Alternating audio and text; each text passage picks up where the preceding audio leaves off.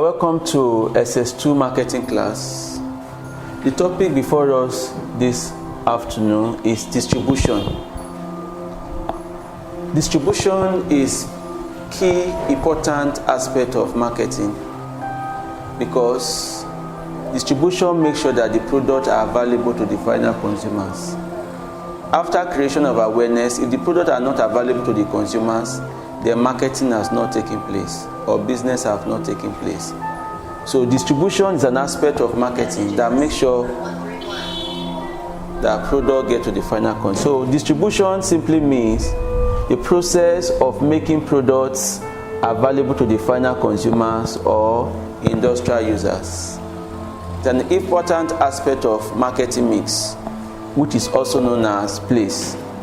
These are the following are the activities of distribution. We have trade channels, we have warehousing, transportation, packaging, market coverage, logistics, and so on and so forth. By God's grace, I will be able to cover like 3 or 4 if time permits. Now, what is trade channel?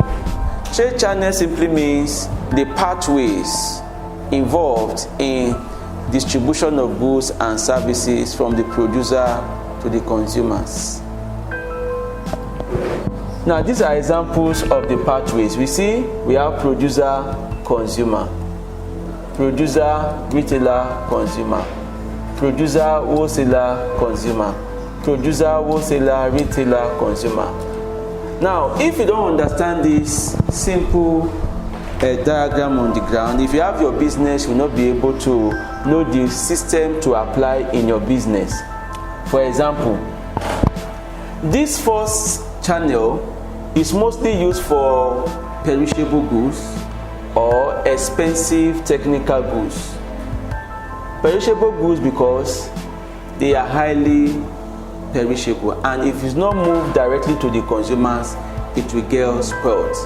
Technical goods like aircrafts, like products that are very expensive, most cases is from the producer to the final consumers or involvement of just fewer middlemen. You can also use this one for perishable goods or technical goods because it involves lesser middlemen. So you can also use this or this, producer, wholesaler, consumer. So these first 3, they are mostly for consumer goods, non-perishable goods or technical goods. Then the next one is producer, wholesaler, retailer, consumer, which is more or less referred to as the traditional channel of distribution. This channel is mostly used for distributing convenience consumer goods, non-perishable goods, goods whose demand is very high, like tin tomatoes, confectionery products, and so on. You use this channel for its distribution. Now, this distribution is grouped, this trade channel is grouped into 2. We have the direct channel of distribution, direct channel of distribution, direct channel, and indirect channel. What do I mean by direct channel of distribution?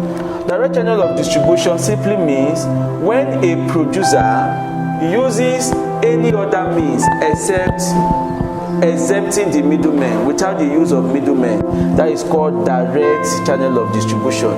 You get your product to the market without involving the middleman. You can sell yourself, you can have your own outlets. Like Coca-Cola now, like NNPC, they have their own outlet, they have their own filling station. So NNPC is an example of firm that uses direct channel. They have their own outlet whereby they sell their products to the final consumers. Then rich company like Pepsi, Coca-Cola, they have their own depot whereby the consumer can meet them and sell.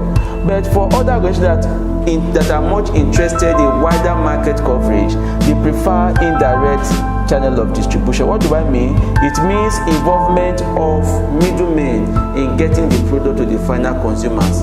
This one has better benefit than this.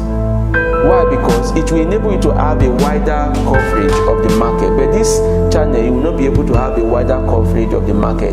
The benefit of this one is that you have a direct feedback from the market and you'll be able to control the price of the product. But this one, you don't have a direct feedback. You rely on the middlemen to give you feedback, and the prices tend to be high.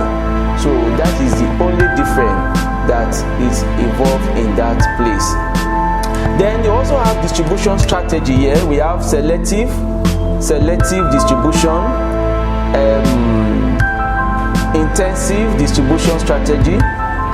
Then we have exclusive distribution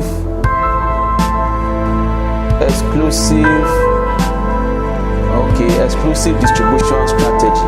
What do I mean by selective? Selective distribution strategy means you involve few middlemen who are willing to carry your products. That is called selective. Few middlemen who are willing to do that for you.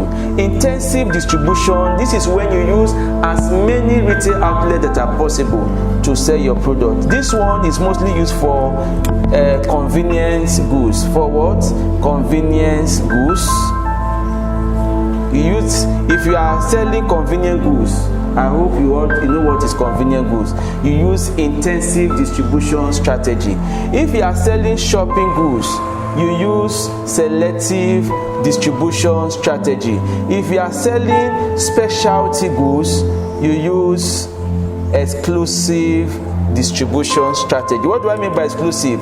This is when you give a right to distribute your product to a particular middleman in a given territory. Having done that, let's go to the next activities of distribution, which is warehousing. Warehousing is an aspect of distribution that has to do with process of getting a plant space to store the products ahead of demand.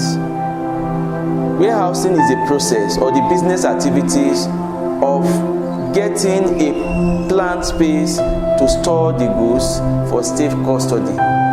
Now, most students doesn't know the difference between warehousing and warehouse. Warehousing is a process of storing goods in a plant space, where warehouse is a commercial building. Please take note, warehouse is not a place. As a businessman, warehouse is not a place. If you say warehouse is a place, you are wrong. Better say warehouse is a commercial building where goods are stored until they are needed. Or warehouse is a storage facility where goods are kept for safe custody. Is that clear? So please don't be involved that warehouse is a place. It's not a place. Is that clear? Now, what are the warehouse are grouped into 4 types of warehouse. Warehouse are grouped into 4. We have private warehouse. We have private warehouse.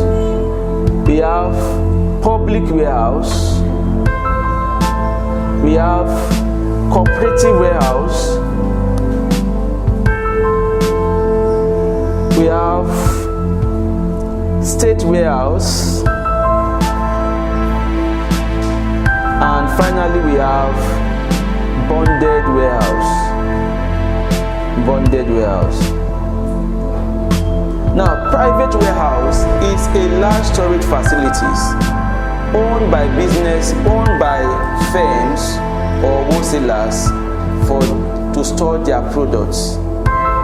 Is a large storage facilities owned by firms or wholesalers to store their products. That is why you have the name private.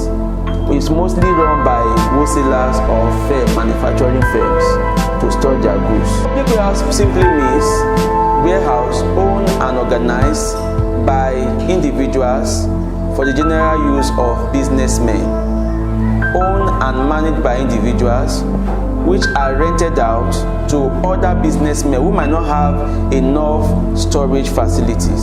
Like if you are going towards Dalimo or to Togate, there's one warehouse at Dalimo bus stop. That is an example of public warehouse. You see businessmen who does not have enough storage facility storing their goods there until they are needed for their production or for other use. Now we have bonded warehouse, B-O-N-D. Please, most students normally spell B-O-U-N-D. It's wrong. B-O-N, bonded. What do I mean by bonded warehouse? The type of warehouse where dutiable goods are kept until the duties in them are paid. What do I mean by dutiable goods? It simply means where goods whose custom duties have not been paid are kept. For example, if goods are coming from other countries, these goods have the custom we have to collect import duties. Pending when the import duties are collected or paid, these goods are kept in a particular space until the duties are paid. Where their goods are kept pending when the duties are paid are called bonded warehouse.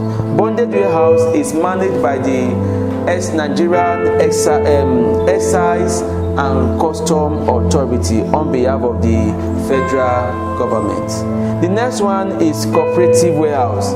It's a form of warehouse owned and organized by joint effort of the people for mostly agricultural products.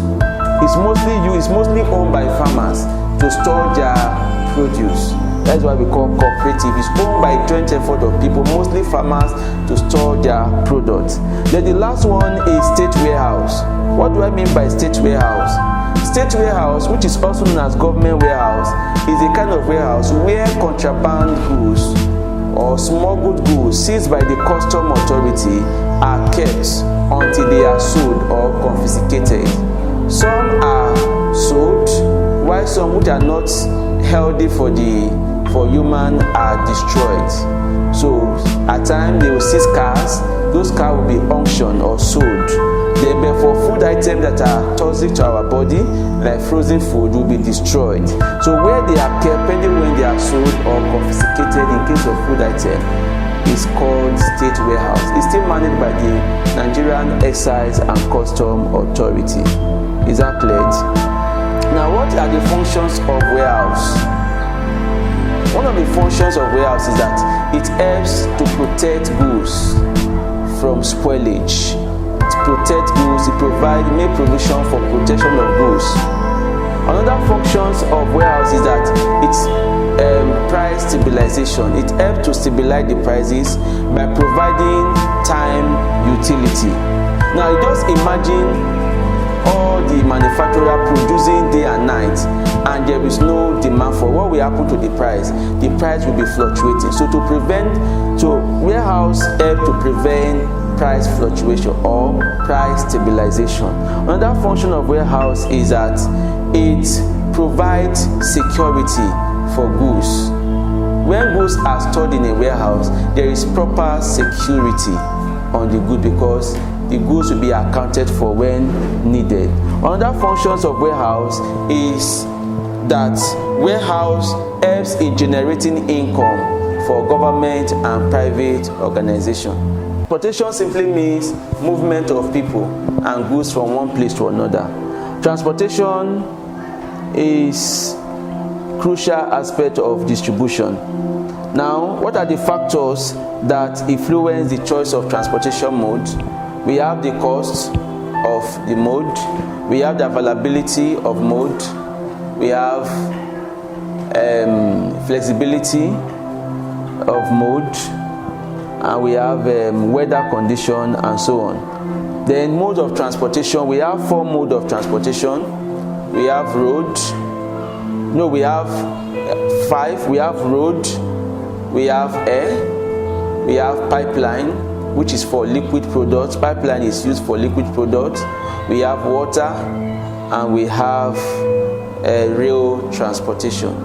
Of all the mode of transportation, air transportation is the fastest and the most expensive mode of transportation. For example, if you want to move from here to Accra, Ghana by air, it will take you 45 minutes. Whereas, if you want to do that by road, it will take you more than a day. can see that it's the fastest mode of transport. So that is the advantage. And road transport is the most extensively and most available means of transportation, because even when you go by air or by rail, you still end up by road. So we have transportation document, we have delivery notes, consignment notes, and so on and so forth. Then packaging. If these products are not packaged, then it will not be easy moving them from one place to another. So packaging is the art of storing, of keeping of enclosing the product in a graphically designed container to aid its protection and consumption. Market coverage, as in how broad is your market, is called market coverage. Then logistics, you need to have a proper logistics for your business in order to ensure its smooth operation. Thank you.